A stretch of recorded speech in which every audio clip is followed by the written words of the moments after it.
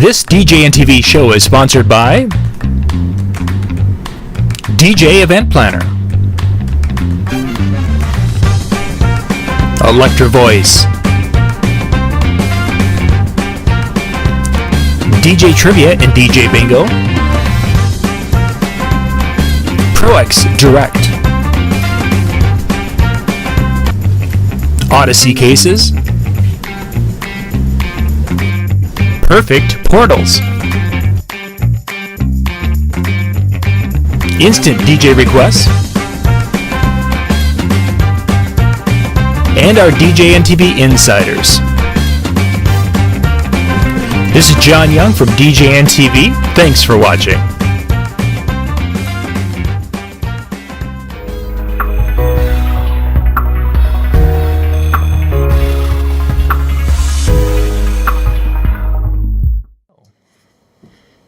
Good evening and welcome to a wonderful Monday night. I know like half of our audience is like tuning in from Vegas, like they're eating dinner and they got their phones propped up and they're not having conversation with anybody else because they know they need to be right here. And for everybody else that's not in Vegas, well, we love you even more because, you know, you're here with us and you're spending time with us. And we're here for you.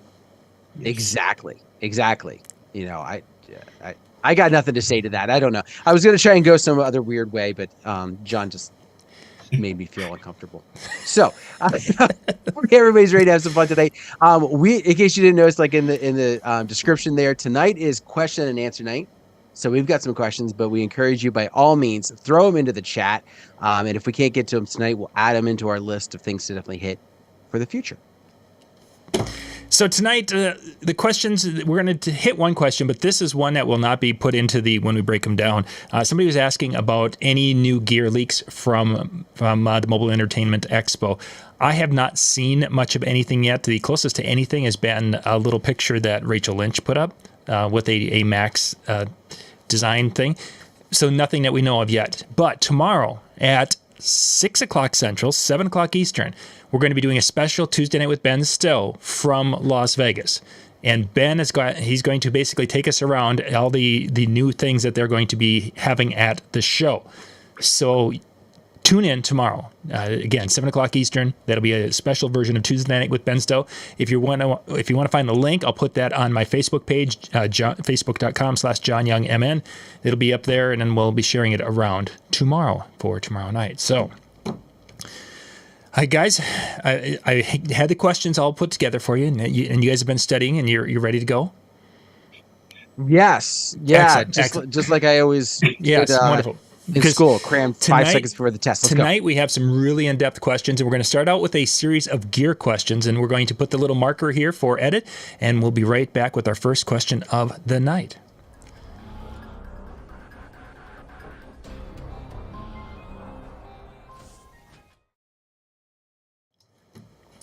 Our first question for tonight is about speaker wattage. People have been asking, they want to upgrade speakers, and they're like, hey, how many watts of sound do I need to cover a 200-person wedding? Cubby, if somebody comes up to you and says, hey, I've got 1,000 watts of power, and I'm going to be able to cover this room, what is your first thought? Sometimes I don't think it's the wattage as much. I think it's more the coverage. Where can you put it to make sure it goes out as well as it could be received. Make sure the spray is, the back and forth to the left. But I would, what's the size of the room? How many guests we got coming? It's kind of a vague question. So I'm going to pass the day in. My response was going to be Tuesday Night with Ben Stowe tomorrow night. What are we answering this question for tonight? What are these wattage things? Yeah. But in all seriousness, like the wattage, exactly as Cubby was trying to say, the wattage is not a true indication of the sound. I mean, for a while there, speaker companies were like, we've got 1,000 watts of power. Here's a speaker with 2,000 watts. And it was just like, it was this race to put some number on the thing. And when it came down to it, the question really became the power consumption and what it was using. The wattage doesn't mean that it's going to be louder. So the things that you really want to look for when you're looking at the speakers and you're trying to compare the different ones is, most speaker lines have different tiers within their system, so you have an idea of what might be a better version of the speaker. But then you're also looking for decibel output. Like, what's that sound pressure? How loud is it going to be, right? And that's going to be some of the things that you're going to want to have. Also, you might have something that's really loud and it's got a 10-inch sub, or you've got something else that's really loud and it's got a 15-inch sub. Well, do you want them to be able to feel it, or do you want them to be able to hear it? And that's kind of just the difference between the two. Obviously, the feeling would be the 15.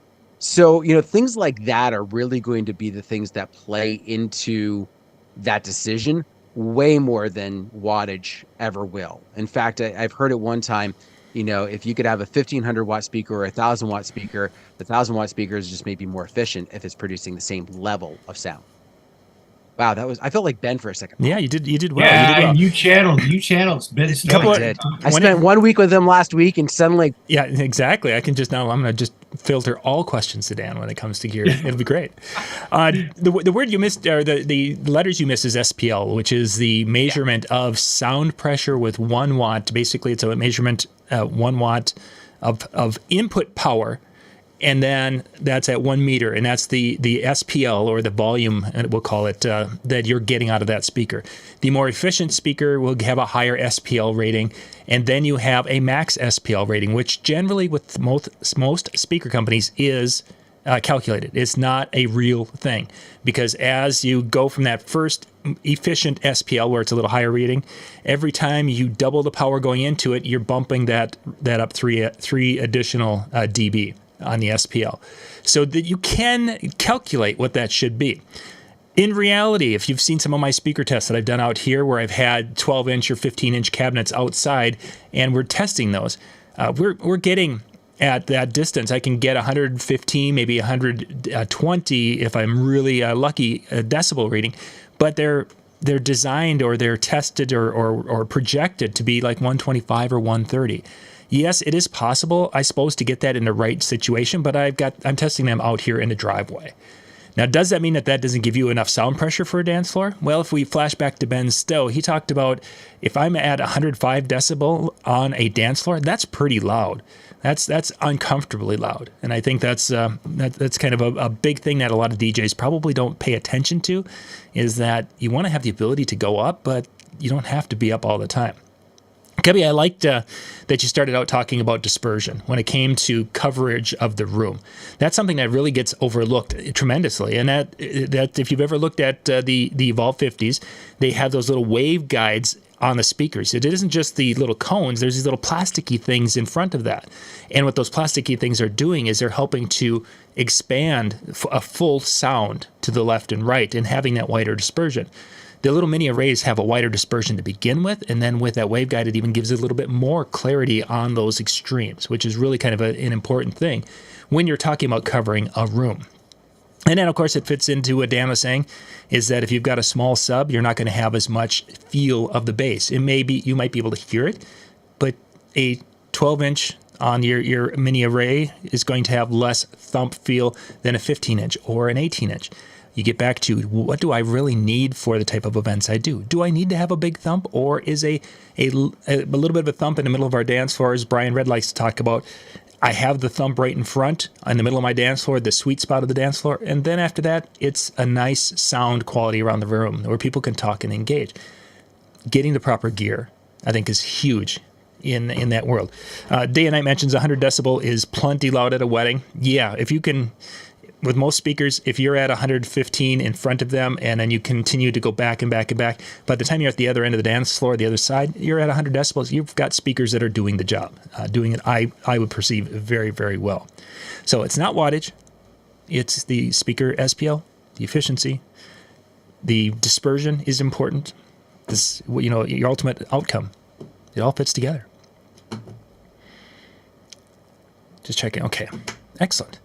Gentlemen, let's jump to the next one. We've got another gear question, and we're going to get into some money questions here. Right at this.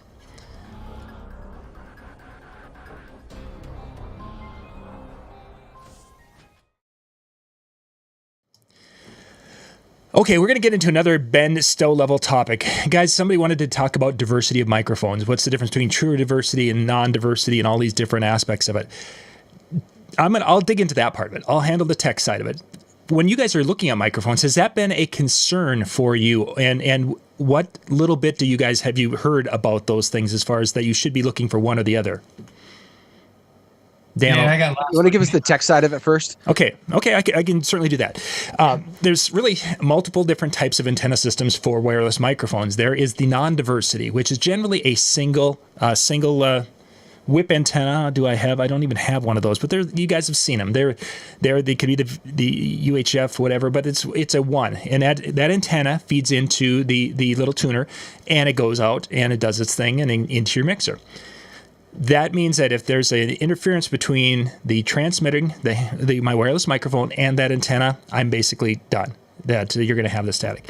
Then there is a diversity system. Now, a diversity system has a little more technology, and it's a 2 antenna system.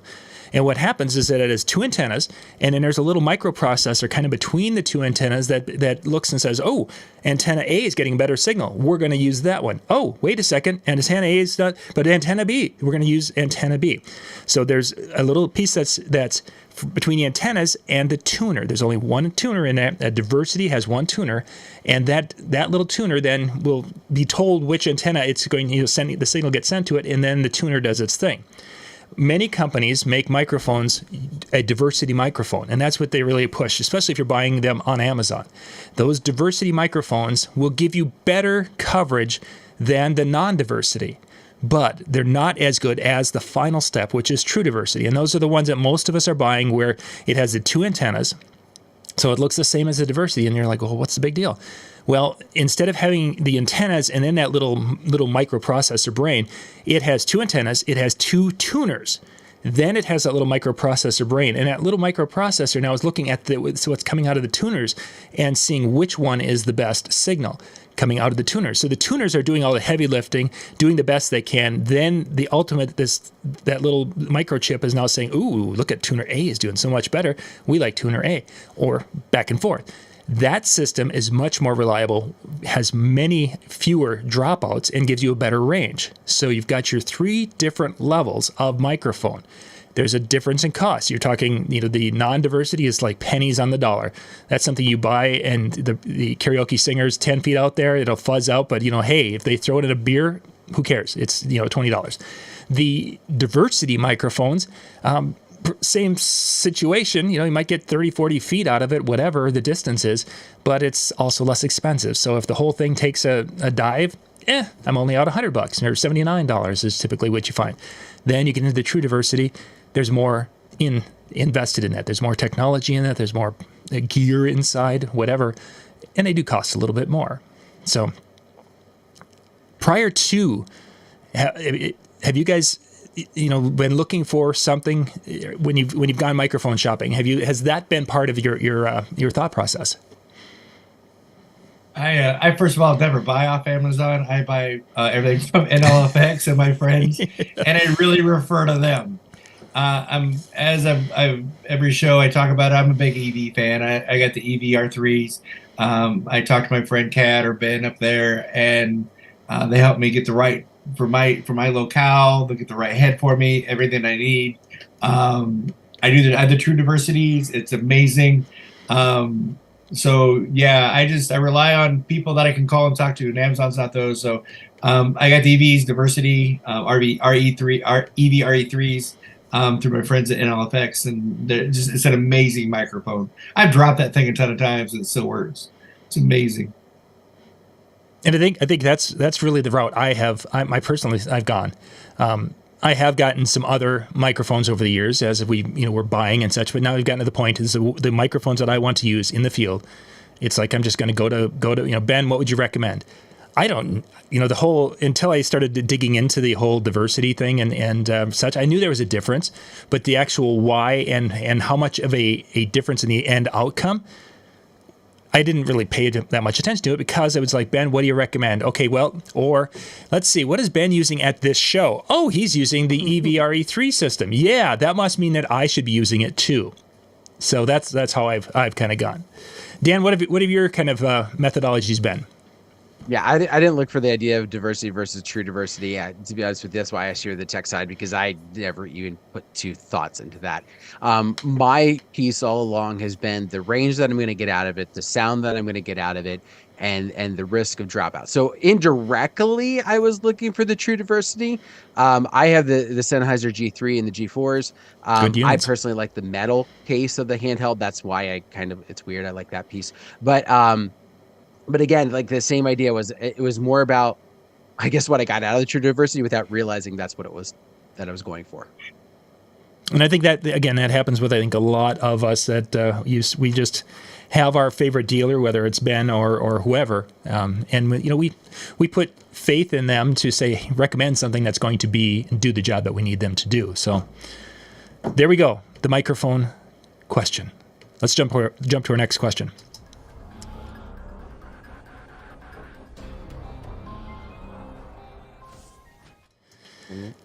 So someone was asking a question about mini-line arrays, the Evolve 50s, the Evox J series, whatever. There's many companies out there that are producing some really nice, many nice little speaker systems. There we go. First off, if somebody says, "Hey, Cubby, are they worth investing? What are the benefits of having those over maybe a different type of more traditional speaker system?" What would you give them for advice and thoughts? I love my Evolve 50s. I love my Miniline range. Like I said, if you talk about there's other brands, I've stuck with the Evolve 50s. The setup is amazingly easy. You drop your sub, put a stick on it, throw it on top. I'm no longer like trying to lift a big speaker up there, roll a sub in. It's just it's everything I need. I'm a wedding DJ. I do some corporate events. I've kind of moved out of schools. I have some other DJs who do schools, but they're using the other different speakers. But I love Miniline arrays, and I think they're well worth the investment. You just got to pick your brand. There's a lot of good ones out there. I'm just a fan of EVs, and I love them. I got 6 pairs of EVs and 1 pair of EV30s. So nice. I think best investment. It was seriously one of the best investments. So you like easy setup and such. And if for people when it comes to, can you tell a difference in the sound quality if you would be at a wedding and they blindfolded you and you had the Evolves and a non-Evolve, a sub top, could you tell a difference, do you think? Yes. Okay. Yes, I could. Very much so. Mm-hmm. I think a lot of that also, the easiest place to say is, where am I sitting in that room? Right. We talked about dispersion in one of our other topics tonight. And that right there was, kind of the key. Sometimes I find myself in kind of like some awkward situations as far as like where I'm placed. Like I might be in the middle of the room, but if it's not a very deep room, right now, my people that are out on the outsides, I either had to turn my tops so that they could hear everything during their speeches and then turn them back when it was really just for the dance floor, or I kind of had to fit it for another reason, like I had to play with it. You don't have that because it's such a wide dispersion on these. Even the Bose systems are that same way, right? They had that wide dispersion. Mm-hmm. And one of the things that I also like about the systems, these mini line arrays that we're having is, it gives you that benefit of a top and a sub all in one piece, right? So one, Cubby mentioned about the ease of setup. Pretty much all of them that I've looked at have all had that easy setup type of piece to it. Some have, an extra cable that you might have to run, but for the most part, it's pretty quick and to the point. But it gives you all that crossover action within the system, right? A lot of the systems on the back, you can dial and you say, okay, I've got this type of sub on the bottom, or they might even be able to pick that particular sub within the brain of the computer on the back of the speaker. This is just like you plug in and it knows everything right there. Yeah. It's super easy to set up. And as Cubby said, I mean, the sound quality that comes out of them is great. And again, different strokes for different folks, right? There are some of those events out there, such as your big school dances, where if you're trying to do a line array, I don't think you're going to want to do that. These mini line arrays are not designed for that, but within the right application, absolutely. I think one of the downfalls that I see is that people, the right application, people are buying those things, wanting to do bigger events with the mini array system, And because of that, they end up adding subs to it. And as we've talked in the Ben Stowe show, back to Ben again, goodness. There's cancellation that happens when you're running subs that don't match, or you're running different speakers that are not designed to be run together. Weird anomalies can happen when you have sound. So I think that is a downfall. And again, it's expecting something that does this job to do this job, I think, is really what that is. And that's just something, an unrealistic expectation for most DJs. But it's something to be aware of, that if you are doing these types of jobs, this may not be the best option for you when you start out. When you get more advanced and then you've got your gear for that, you can have your gear for that, but maybe not for today. All right, let's jump to our next question here. All right, we'll be right back here.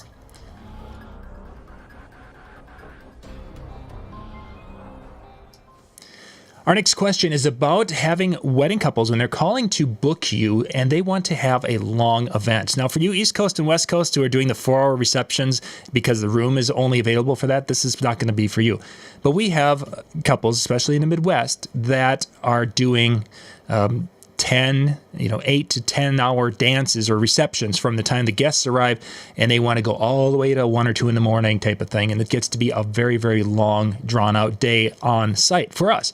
But we all know, though, as wedding people, sometimes that's just not going to be the party. The party isn't going to be what they think it is that way because of, however. How do you handle it when, Dan, someone comes up to and the bride or the groom is like, yeah, we've got this party crowd and we want to go till 2 a.m. And you're like, but guests arrive at 2 in the afternoon. How do you handle that? I love this. All of our Canadian friends are just basically going like, 10 hours? We're just getting started. Yeah, we're just warming up. Oh, wait a second. If you haven't ever talked to a Canadian DJ, like their weddings, I don't know if it's the exchange rate. That's probably what it is. They say exchange rate, suddenly they go longer. But no, in all seriousness, what I really try and talk, any time I have someone that even reaches out for like 6 hours, I'm like, let's kind of put some perspective on this, right? Like, if we get through everything, you're still going to have X amount of time for dancing. And I get that you think, but when was the last time you went out to a club dancing and you went there at 10 o'clock and you stayed till 2, right? Like, you didn't do that. You probably went out drinking for like a couple hours, maybe you pre-gamed or whatever, but you probably didn't show up till if you decided to stay till close, you probably didn't show up at 11 or 12 until 11 or 12. And then you left at 2, right? And in PA, we were done at 2. So for, others hours, appropriate. But the idea is, and I try and talk them out of that and just kind of from that perspective and be like, listen, if we have that raging party and you want to add an extra hour, I'm going to do it for the same rate, right? Like whether you book me now for that price or whether you book me the day of because this is raging party and we're going to keep going, it's going to be the same. But I really try and talk them out of that just because I've had kind of that situation where they go, we need to extend it because we already booked it. Right. The party should end at, and I'm just going to say the party should have ended at 5 hours, but because we told you we wanted to go 6, we're going to make it go 6. And it just, the attitude in the night, the energy in the night, they're tired. They've been there all day, whatever. It's just, they get to a point and they're like, afterwards, man, we probably should have just done 5. But I've had that same situation. Kebby, what are your thoughts when they're coming to you with a request for an 8 to 10 hour reception? So where I live, we have a lot of dual purpose venues where they're getting married on site, short cocktail hour, dinner into dancing. And I share with my brides after the consultation and we were kind of wrapping everything up and we just kind of finalizing your timelines, like what time is the first guest? And I wait till the very end to talk about what time they want to end the party. I share with them that, right after dinner, you lose 20% of your guests for whatever reason. Maybe they're my Aunt Mabel. She doesn't drink. She doesn't dance. She drops her card off. She's out the door. She's a little older. You know what I'm saying? And she doesn't drink or dance. About 9 or 10, you're going to lose people with small kids, or maybe they have somewhere to drive, 30 minutes, 45 minutes. And so you're going to lose those type of people. And then your friends will be there till the beer's gone. And nothing good happens past 11 o'clock. And I want to end at, I want all my weddings to have a big ending, big beginnings, grand intros, and a lot of fun in the middle, and then a big ending. And I said, I don't want 3 people drunk on the dance floor singing Don't Stop Believing. We want to have everybody on the dance floor singing Friends in Low Places or Piano Man or whatever. And I said, nobody really wants to be there for 8 hours in a day. You know, you don't even want to be at your job for 8 hours. You know, you've left the dog at home. Maybe you got a babysitter. You know, so I kind of talked to them. And I also talked to them, do you have a dancing family? Maybe you don't have a dancing family. You know, so I get to talk to them about a little about it. And then, you know, I said, look, I said, if you find it crashing, you know, sometimes during COVID, people got home earlier, right? They didn't stay out as late. And so then also the venues where I'm at generally close at 11 anyway, or, you know, want them out by midnight. So you got to get them done by 11 so they can clean up all their stuff to get out of there by midnight or they get charged extra. It's those ones that are on family properties that want to go till 2 a.m. And sure enough, some of them have really gone till 2 a.m. And so it's just, like I said, it's just educating your brides and grooms and sharing that 20% right after dinner, 30% people with small kids, talking about the, you know, demographics are their guests, and then, you know, friends and beers gone, and then it clicks. And then if you see it crashing at 10:30, you know, or 10:45, you're like, hey, you remember that big intro? And then I also talk to my bride and groom. You know, my bride, you're not going to sleep the night before. You're going to be bummed, you know, no rest a week. Nerves are up and down. The day of is going to be an emotional roller coaster for you. Your groom is going to sleep like a baby. You know, he'll be fine. But I said, it's going to be, you know, you're going to be exhausted. And they're like, yeah, you know. So I get a lot of the, you're right, you know, near the end, and you nailed it type thing. So it's just basically being that resource for your couple. Tell them that you want the best party going to be walking out of there. Always leaving one more song, you know, wanting more. And then when they buy into that, it makes it a lot easier to let it end when it needs to end. You mentioned 2 points that you brought. Go ahead. Sorry, go ahead. I've got my notes. There's 2 points that you brought up that I think that were key there, and I think maybe is the difference of what we're dealing with now versus what we dealt with maybe 10 years ago, which is the you know, before it was like the ceremony was someplace else, right? And maybe the church, but it was off premise from where you're at, and then they came to you for the reception, and I felt like in those times we had longer receptions because they were in 2 different locations, right? It didn't feel like they were in the same spot for, you know, X amount of hours. And so I think now having that one location all day, even though it makes it easier in a lot of aspects, it's like, I've been here a long time, right? So I think that's one of those big keys to why that's been the difference. And I forget what the second one was. You were That was probably such a great idea. It was that good. You It were was that good. You were probably going to talk about the 8-hour rule and how when they've been in the same room for 8 hours, because we've been kind of conditioned that an 8-hour workday is a thing, that people will get to that point and you can see it. If the ceremony was at 2 o'clock, we go 8 hours. That's 10 o'clock. That's when you're going to lose that last 50% of the crowd that's still there at 10 o'clock. They're gonna fall fast. And you're going to be down to that last group of people, and that's a legit big thing. I mean, if you've done weddings long enough, unless you're in Canada, if you know you see that is a legitimate thing.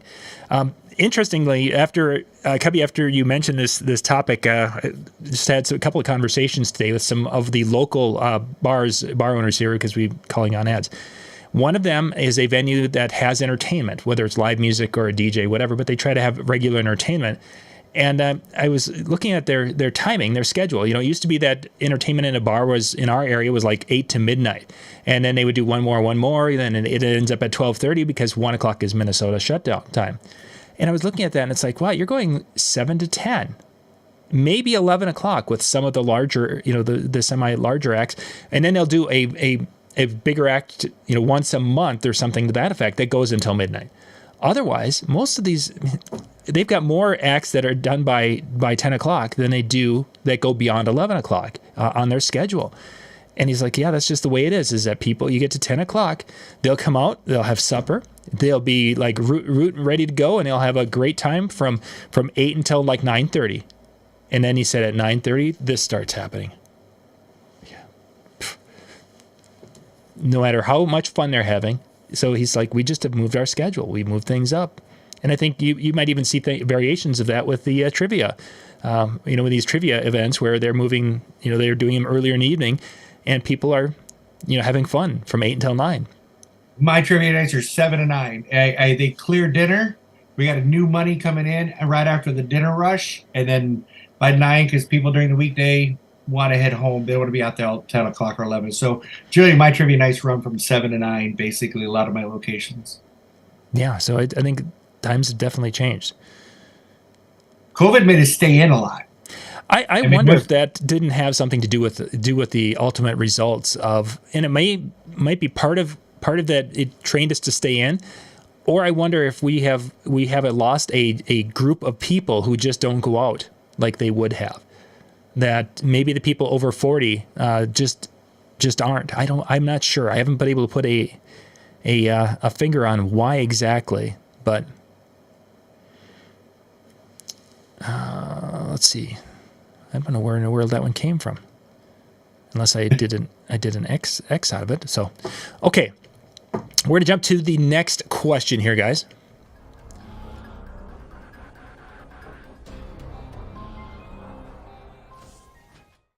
We'll do it again. Next question is about kind of a marketing direction, talking about a website. Somebody was asking, they're just starting out, should they have a website, or what should they do to get their name out there in this day and age? So I think we've hit this one before. We're going to hit it again tonight. So Cubby, I think you're up first on this one. By all means, yes, legitimately have a website. Have an email address that associates with your website versus djabc@gmail.com. I think it legitimizes your business. Even if you are not a full-time DJ and you want to move to a full-time DJ, I feel that it legitimizes you're a viable business. And every business has, everybody has a website, whether it's Chick-fil-A, McDonald's, Mexican restaurant, everybody has a website. Photographers, 100% get a website. And maybe starting on funds, if you're just starting out, get something simple, then move into and upgrade it as you go, as you start building. But yeah, I think by all means, and then you can integrate DJ event planner in there, get your leads coming through there. They go to your website, check your availability.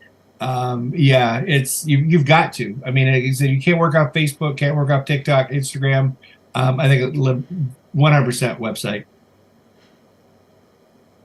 Dan, yeah, I'm going to add to that, or just kind of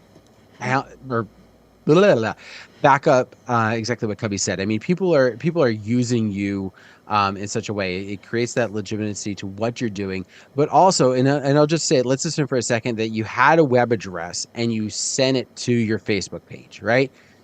There are people out there, couples out there that are going to be searching for you that don't use Facebook. As some of the generation goes, you have some that just don't use that, right? And you say, okay, well then I'm going to make mine go to Instagram. Okay, same issue. You might have some that don't use Instagram. Well, I'm going to have it go to how many different places are you going to try to send it to where you realize that the only place that they can get to you without having to belong to another type of social media is your website. Make it as easy as possible to get there. Even if it's just a single page site that says here, or follow my links here, or something like a link tree type of setup to where they can get to different social aspects that you do. Have a site for them to get to. Make it as easy as possible for them to find you, and make it as easy as possible for them to do business for you. The harder it is for them to find you, the more likely they're going to go to somebody else. Dan, the thought of free websites, because you can go like to Wix and you can get johnyoung.wix.com type of thing, or I can go and spend the money to get a domain and invest more in it. It does cost more, and get hosting. Is it worth that investing that money, do you think?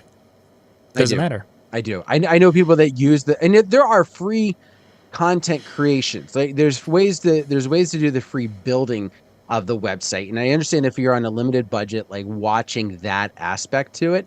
But again, just when they go to your site and they see your brand name, right, or they see your business name, it's going to be so much better to that. And it's just going to help in that long-term process. They're going to know you're there established. The domain name is cheap. It really is. It's, $10 a year, maybe 20, depending upon how crazy you might go with your name. But it's relatively inexpensive. The hosting is going to cost a little bit more, but even that is, in the grand scheme of things, is so incredibly cheap for what power it ends up giving you in the end. And there are free ones that you can do that still have your name. So for example, we have a nonprofit event that we do that my wife and I host. We have the title of the party is the domain name. I purchased that, and then the site is built on Google, right? It's hosted with them, so it's free because it was nonprofit. I tried to do it as inexpensive as possible. Sure. It's still able to do that. I paid for the domain. I've got that aspect to it, and the other piece is built. It's still better than taking that domain and sending it to some social media or like you said, like johnyoung.wix.com. Kebby, if someone comes back and says, hey, I've got a really nice page that I put together on The Knot or Wedding Wire, whatever, and it looks really professional, why would I need a web page when I've got that built? What's your response? Because The Knot is no longer giving away free subscriptions any longer. You've got to be grandfathered in for a lot of years. So you're going to be paying just as much for The Knot than you are for your website. And as Dan was talking about, buying domain names, they are very super cheap. I own every incantation of my company's name under a domain name. So my company's name is Select Entertainment. My website is called selectentertainmentiowa.com. I got SE Iowa for Select Entertainment. For $100, I've got like 10 different things that are all direct. Yeah. So if somebody's Googling me, I can get it right to, I've also got some of my competitors kind of close that they didn't buy the domain names either. Going to my website when they Google something like that. Hope nobody's watching my local area. But I don't think The Knot is there for you. Once again, you cannot capture. You can. It's hard to get a free listing of The Knot anymore. I don't think they offer it. If I'm not mistaken, I don't pay for The Knot. They don't offer free listings anymore. So if you're paying for it, you're going to spend a lot of money. Where you're going to invest that money into. There's a DJ in Illinois. He's a bald DJ. Like Dan, sorry, nothing against you. Ben Miller. Can I say his name? Yeah. Ben Miller does websites, and he's does amazing websites. I saw recently he posted one for $1,500. He'll make your website for $1,500. And he's a former DJ, and they build websites and help with SEO. So when people Google DJs within your market, it'll help you with the search engine. Websites and buy domain names and secure yourself. Do it the right way. Here's the other problem with The Knot and Wedding Wire, just real quick, is you don't own that site, right? If The Knot decides that they want to do something or go in another direction, they've got you held captive, right? Let's assume for a second you do the domain name, you send it to it, you're purchasing with it, and you got all this, but then all of a sudden they decide, you know what, we're gonna go another direction, and we're gonna change our name, and we're gonna make it different. Now you're stuck. Right now you're stuck. So making sure that you have control of your site is going to be key. Good advice. That's a great one, Dan. Let's jump to the next one. Next question.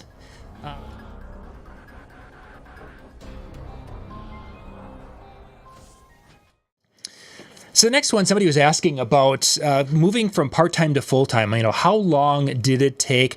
Or what are some of the, I wanted to add, what are some of the thought processes behind why a person would go from a part-time position to a full-time position? Because sometimes that thought process is way more valuable than the amount of time from point A to point B, because there's a lot of things involved with that. So, Cubby, you are a full-time DJ. And I was a full-time, that's all we did, until we started the Disc Jockey News, and then the Disc Jockey News became this entity. So I have been there on both sides of it. And Dan, you are a part-time DJ, and you also are a teacher. So just to get that out there for those of you out there. Cubby, we'll start with you. Let's handle that first one. From the time you started as a DJ to the time you were full-time, roughly how long did that take? It took, I had a wife and 4 kids, so I needed double income for quite been in the industry for a lot of years and worked with different publications and associations and software programmers within the DJ industry for a lot of years. So I had a lot of freedom. But when it came to me that I was making more money as my part-time job than I was on my full-time job, and I realized that I could do this full time and have more freedom with my family during the week. Yes, I was working every Saturday. Then it made sense for me that when I started looking at the numbers, what I was making at my DJ and what I was working with my yearly salary, when that became greater was the time for me to move on. When it became a grind for me to go to my daytime weekly job, full-time job, where I enjoyed my passion was DJing. So then I started adjusting my company. Within my contract, I have a 90-day payment and a 30-day payment. I have a deposit, a 90-day payment, and a 30-day payment. Being here in the Midwest, I don't do a lot of weddings in February. So what that payment program does for me is it gives me income all year round so I can pay my bills. So I've always got checks coming in, whether it's a 90-day payment, whether it's a 30-day payment, or if it's a deposit in the wintertime when I'm doing the bridal shows. And those are changes you made once you were going full time, because now you had that. You're getting kind of ahead of us here a little bit. I want to read. Oh, I'm sorry. I do that all the time. Yeah, no, you're good. So from basically, how was it 2 years from that you basically made from your starting to the point where you were, or how long was it when you were kind of where you became the full time DJ guy? After I got divorced. No. And my ex-wife stopped spending my money. I had a wife and 4 kids and a wife that didn't work. So I was spending a lot of money. She doesn't watch the show, but when we divorced and I got her away from spending so much money, I was able to better financial control of my life. I encourage you to pay off bills and do the Dave Ramsey. I mean, there's even not religious people that go to the Dave Ramsey financial peace seminars. So yeah, you've got to be financially, fiscally responsible. And then that growth will happen. But I would have to say, but I enjoyed working in the industry too, with all the associations I work for, the software companies. I enjoyed that. And I've been amazing bosses that I've worked for. And I hated leaving. They were the best. And they're still great friends today. I would have to say I could have done it at 3 to 5 years, but I love my position within the industry. So I maybe worked a little bit longer. Sure. But once again, when it became that grind to where I got to get up and it wasn't, my daytime job wasn't any fun, then I looked forward to my passion of DJing and growing my own business. And that's when I started buying more gear, hiring more DJs, and then it grew that way. So always keep a lookout for talent, people with great personalities. My trivia hosting, we have trivia that we do locally, is a breeding ground for my hosts. Once they can get comfortable on the mic and can build their nights into great nights, I'm like, hey, you ever thought of doing about DJing? And I've got 2 DJs. That's all they do is full-time DJ. They don't even have other jobs that we're able to keep them busy throughout the whole year, and they can survive. So yeah, I guess it's fiscally responsible, and then making when you just can't do that grind any longer. And I know it's a big step. It's a scary step. It definitely can be. Dan, now we've talked about this over a number of years, sometimes on shows, sometimes not. You aren't a full-time DJ, but you've toyed around with it on numerous occasions. What have been some of the things, and Cubby's already talked about some of the concerns a person has going to making that jump. What were some of your personal concerns that made it to the point where you're like, hey, I'm just going to keep this and go that route? So it was tough for me. So very much like Cubby was saying, like that daily grind was really starting to get on me. And that was one time I think I remember I called you and we just talked, I don't know, like an hour, talking about different scenarios. And I just kind of wanted to get somebody else's input, because where I was at, I didn't know of anybody that did this full time, unless they were like a radio DJ and then they did the wedding DJ. That was about the extent of being like a full-time DJ in my area. And so it's very difficult. And so I started like considering it.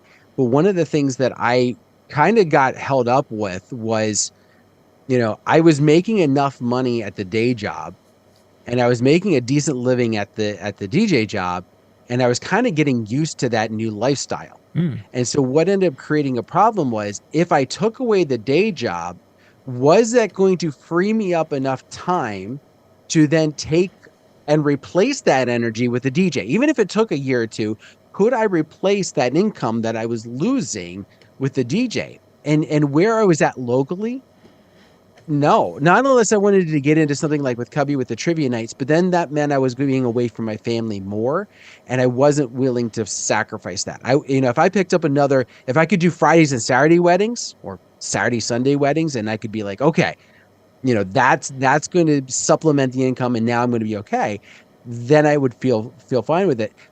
But I wasn't getting that. In our area, if it's not a Saturday wedding, it just doesn't happen, right, with a couple rare exceptions. So I wasn't going to be able to take care of the money.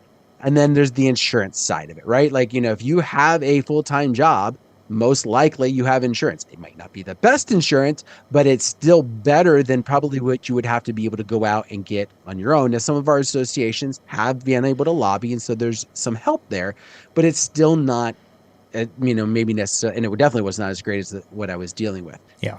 So those were some of the things that kind of weighed in with me. And then, also to add to it, my wife works Monday through Friday. My boys are in school Monday through Friday.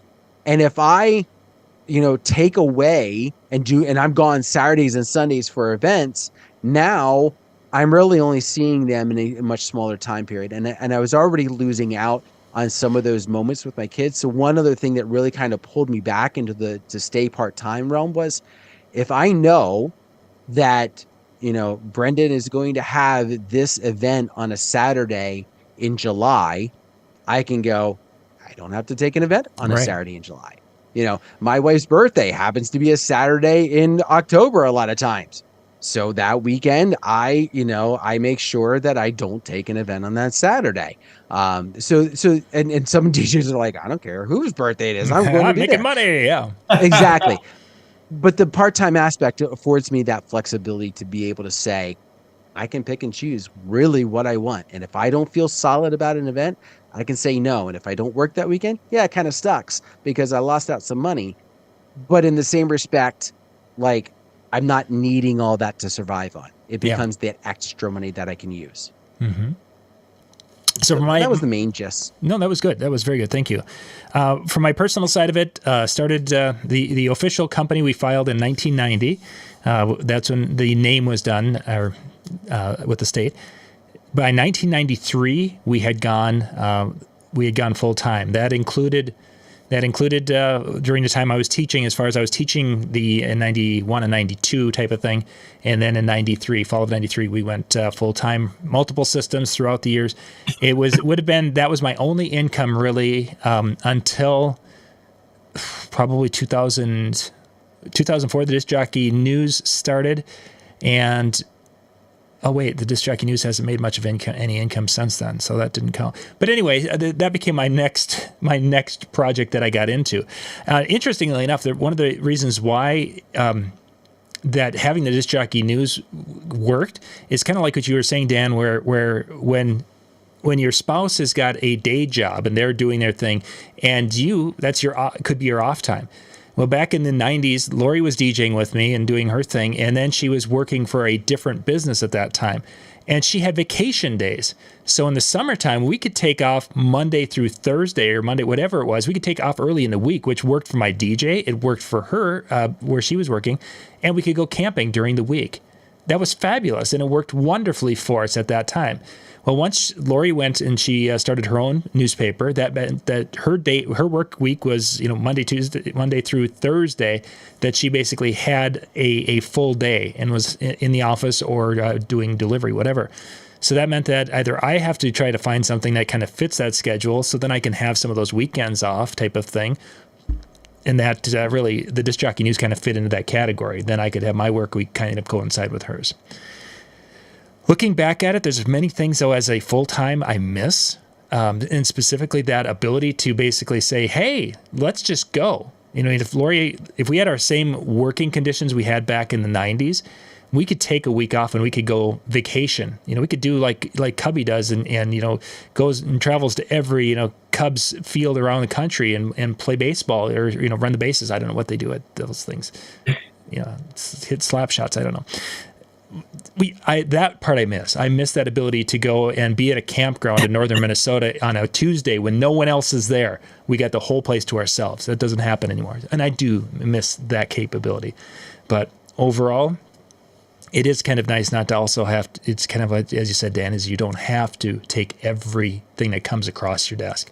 You can say, I want to take that weekend off and I want to be the 4th of July weekend. I don't need to have three $300 shows just because that's the only thing I can book that weekend. I'll just take that off and we'll work some other day. I gotta admit though, I thought when I went full time, I'd have a lot of time to myself, like during the week, and I do, but there's still a lot of I'm still grinding Monday through Friday and working just as hard. I probably harder. I don't know. It's just, but I do have freedom that if I didn't want to, I didn't, I have nobody to answer to. But it will hit me 6 months later. Doesn't hit me immediately, but it'll hit me 6 to 9 months later when I didn't book an event or didn't, wasn't around. I don't know.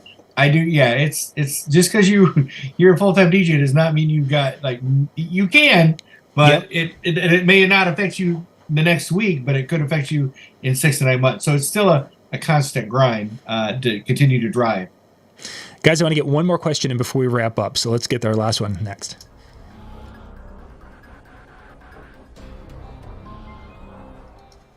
Our final question tonight is about tipping. Is this something that you accept? Is this something you encourage? Or how do you handle the whole tipping when it comes to your DJ services? Let's see, Dan, are you, who starts this one? Dan. Okay. Me? Okay. So to the first part, do I accept a tip at a wedding? Yeah. I'm assuming yeah. Maybe we should put some parameters here on this. Are we talking about a guest comes up and tries to give me money to play a song, or are we talking about a couple that comes up at the end of the night? I think either one. I think okay. I think we need to cover both of those aspects. Okay, so let me cover the first one. If I have a guest that comes up and tries to give me money for playing a song, I tell them no. I usually just say, go take care of the bartender, right? Like, I'm getting paid well enough for this.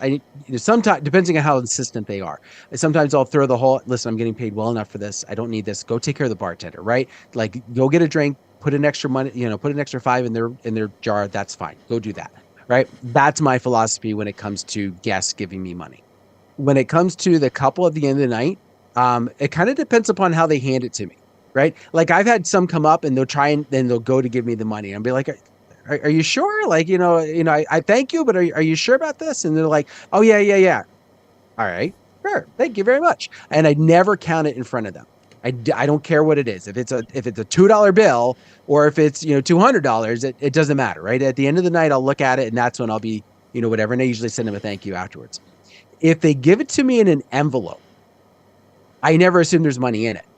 So if they give it to me in an envelope, then I, whether it's a card or whatever, then I just immediately say thank you. Again, I still don't open it, and I put it like in my drawer or in my case or something like that, and just give them hugs and pretend like they didn't really necessarily hand me anything money wise, because for whatever reason I don't like to handle it that day. I like to take care of my payments ahead of time. I like to do all that ahead of time, so the day of, money really doesn't come into the factor. Now if they tip often, that's great, but I don't really encourage it. It almost sounds like I'm trying to defer it, and some of you are thinking, are you nuts? Maybe, but that's just kind of always been my philosophy and how I've handled it from the beginning, because I get paid very well for this and I don't see it as tipping being required. Sure. Kebby. Wow, I've seen a lot of things recently, especially on the forums, about the tipping thing. Some people will put it in like the last email, tipping's not expected, but it's very. I don't do anything like that. More people are more than welcome to run their business any way they want to. We don't pan for tips. We don't pander for it, or on the side of the road, the side. But we do have a guest. I'm the same thing as Dan. I'm like, look, the bride group took care of me this evening. They paid for everything. Thank you so much. I appreciate it. What song can I get on for you? Johnny Cash, Ring of Fire. Not gonna happen. I don't care if you paid me $100. It's like shit ain't gonna happen. But when a couple does it, I just graciously accept it. I'm like Dan. I don't count it. Put it in my pocket. Hug them hard. Once again, very gracious, very nice. It's a gesture. It's a gesture for thanking you for doing a job well done, and I don't want to take that away from them. Or make them, or make them feel bad. I'm bad at accepting gifts myself, so I just very graciously accept them and just thank them so much.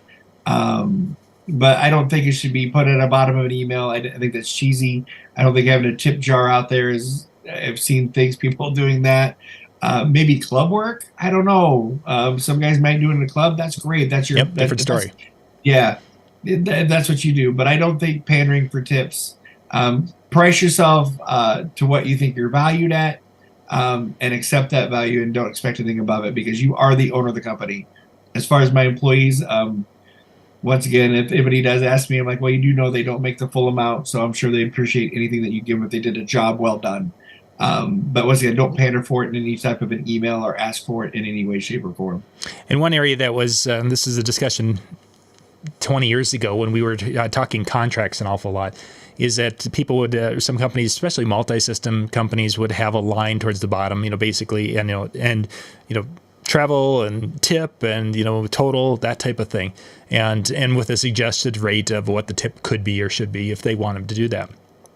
Again, that pandering for tip, I think, is a little tacky myself, even if it is something that is in the contracts for staff members in a multi-system case. I don't agree with that. Back to the guests. When I have a guest come up there and they throw a 5 out and they're like, "Hey, can you play something?"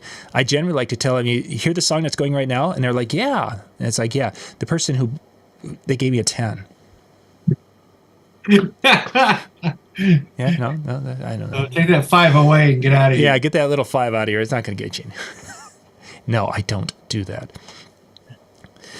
Okay, gentlemen, we are up and out of time for tonight. So tomorrow, again, 7 o'clock Eastern, it will be Tuesday Night with Ben Stowe coming to you from Las Vegas. Ben's going to give us a walk around their demo room, so catch that. And then we're working on, at the regular Tuesday Night with Ben Stowe, which would be 9 o'clock Eastern, I'm going to see if Brian's available, and Brian and I might do something there. And then, of course, the Chill Room, which is open tonight. Howie's going to be up here in for 5 minutes at djntv.com/chill with Hanging with Howie.